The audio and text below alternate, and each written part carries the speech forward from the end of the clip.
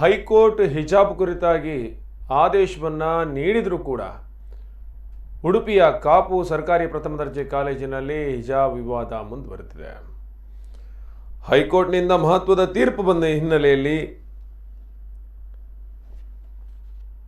ಎಲ್ಲ ಕಾಲೇಜುಗಳಲ್ಲೂ ಕೂಡ ಹಿಜಾಬ್ಗೆ ಅವಕಾಶವನ್ನು ಕೊಟ್ಟಿಲ್ಲ. ಆದರೆ ಕಾಪು ಸರ್ಕಾರಿ ಪ್ರಥಮ ದರ್ಜೆ ಕಾಲೇಜಿನಲ್ಲಿ ಹಿಜಾಬ್ ವಿವಾದ ಮುಂದುವರೆದಿದೆ. ಬುಧವಾರ ಕಾಪು ಸರ್ಕಾರಿ ಪ್ರಥಮ ದರ್ಜೆ ಕಾಲೇಜಿನಲ್ಲಿ ಹಿಜಾಬ್ ಧರಿಸಿಕೊಂಡು 9 ಮಂದಿ ವಿದ್ಯಾರ್ಥಿನಿಯರು ಕಾಲೇಜಿಗೆ ಆಗಮಿಸಿದ್ದು, ಪ್ರಾಂಶುಪಾಲರು ಹಿಜಾಬ್ ಸಹಿತವಾಗಿ ತರಗತಿ ಪ್ರವೇಶಿಸಲು ಅವಕಾಶ ಇಲ್ಲ ಎಂದು ತಿಳಿಸಿದ ಹಿನ್ನೆಲೆಯಲ್ಲಿ ವಿದ್ಯಾರ್ಥಿಗಳು ಕಾಲೇಜಿನಿಂದ ವಾಪಸ್ಸಾಗಿದ್ದಾರೆ. ಕಾಲೇಜಿನಲ್ಲಿ 14 ಮಂದಿ ಮುಸ್ಲಿಂ ವಿದ್ಯಾರ್ಥಿನಿಯರಿದ್ದು, ಇವರ ಪೈಕಿ 2 ಮಂದಿ ಹಿಜಾಬ್ ತೆಗೆದು ತರಗತಿಗೆ ಹಾಜರಾಗಿದ್ದು, 9 ಮಂದಿ ಹಿಜಾಬ್ ತೆಗೆಯಲು ನಿರಾಕರಿಸಿ ತರಗತಿ ಬಹಿಷ್ಕರಿಸಿ ಹಿಂದೆ ತೆರಳಿದ್ದಾರೆ.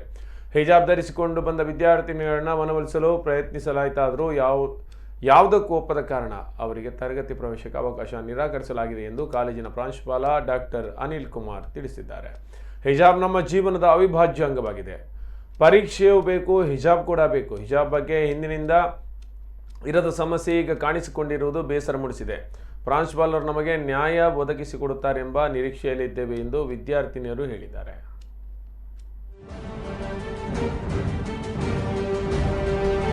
ಹಿಜಾಬ್ ಇಂಪಾರ್ಟೆಂಟ್ ಅಂತ ಕುರಾನಲ್ಲಿ ಇದೆ. ಅವರು ಅದರದ್ದು ಮುಖ್ಯ ಭಾಗ ಅಲ್ಲ ಅಂತ ಹೇಳಿದ್ದಾರೆ ಅಷ್ಟೇ.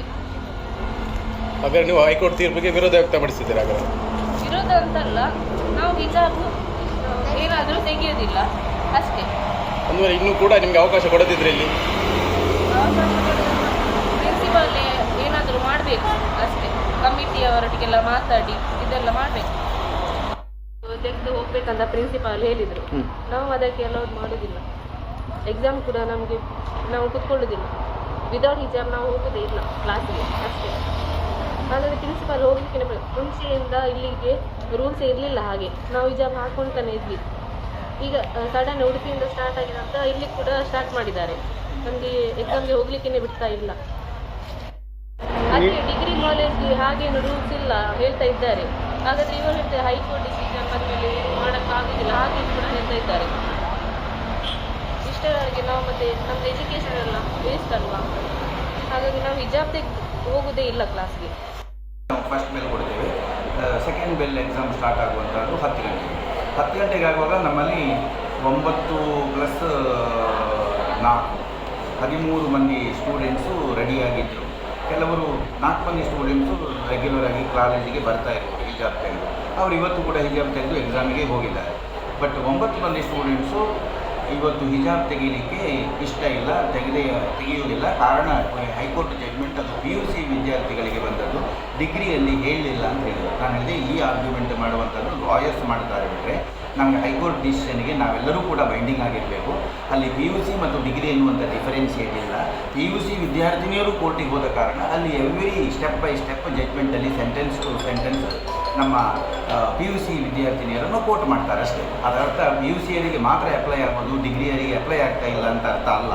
ಅದು ನಮ್ಮ ಫಾರಿನ್ ಎಗೇನೆಸ್ಟಲ್ಲಿ ವಕೀಲರು ಬೇಕಾದರೆ ಹೇಳ್ಬೋದು. ಆದರೆ ಜಡ್ಜ್ಮೆಂಟ್ ಅನ್ನೋದು ದ ಹೋಲ್ ಸ್ಟೇಟಿಗೆ ಅಪ್ಲೈ ಆಗ್ತದೆ.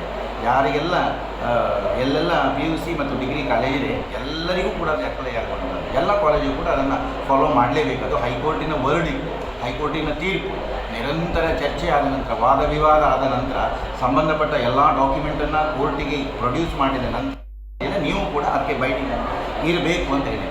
ಸರಿ ಆಯ್ತು ಅಂತ ಅಂದ್ಕೊಂಡು ಕೊನೆಗೆ ನಾವು ಇವತ್ತು ಓದಲಿಲ್ಲ, ಹಾಗಾಗಿ ನಮಗೇನು ಬರೀಲಿಕ್ಕೆ ಆಗ್ತಾ ಇಲ್ಲ. ಆದ್ದರಿಂದ ನಾಳೆ ಎಕ್ಸಾಮಿಗೆ ನಾವು ಹಿಜಾಬ್ ತೆಗೆದು ಬರ್ತೇವೆ ಸರ್. ಇವತ್ತು 2 ಗಂಟೆ ಓದದೆ ಕ್ಲಾಸಲ್ಲಿ ನಾವು ಸುಮ್ಮನೆ ಕೂತ್ಕೊಳ್ಳಿಕ್ಕೆ ಆಗೋದಿಲ್ಲ ಸರ್, ಮನೆಗೆ ಹೋಗ್ಬೋದು ಅಂತ ಹೇಳಿದೆ. ನಿಮ್ಮ ಇಷ್ಟ, ನೀವು ಹೋಗ್ಬೋದು. ಆದರೆ ಹಿಜಾಬ್ ಹಾಕಿಕೊಂಡು ನೀವು ಒಳಗಡೆ ಯಾವುದೇ ಕಾರಣಕ್ಕೂ ಎಂಟ್ರಿ ಇಲ್ಲ, ಅದು ಪರ್ಮಿಷನ್ ಇಲ್ಲ. ನೀವು ಸುಮ್ಮನೆ ತೆಗೆದುಕೊಂಡು 2 ಗಂಟೆ ಕ್ಲಾಸಲ್ಲಿ ಸುಮ್ಮನೆ ಕೂತ್ಕೊಳ್ಳೋದಾದರೂ ಕೂಡ ನನ್ನದು ಪರ್ಮಿಷನ್ ಇದೆ. ಯಾಕಂದರೆ ಅದು ನಿಮ್ಮ ಆಯ್ಕೆಯ ಪ್ರಶ್ನೆ, ನಾನು ಅದಕ್ಕೇನು ಕಂಪೇರ್ ಮಾಡೋದಿಲ್ಲ. ಇವತ್ತೇನು ಓದಲಿಲ್ಲ, ನಾಳೆ ಬರೀತೇವೆ, ಹಿಜಾಬ್ ತೆಗೆದೇ ಬರ್ತೇವೆ ಅಂತಂದರೆ ಓಕೆ, ಇದಕ್ಕೆ ನನ್ನ ಪರ್ಮಿಷನ್ ಇದೆ, ನಾಳೆಗೆ ಎಕ್ಸಾಮಿಗೆ ಬನ್ನಿ ಅಂತ ಹೇಳಿ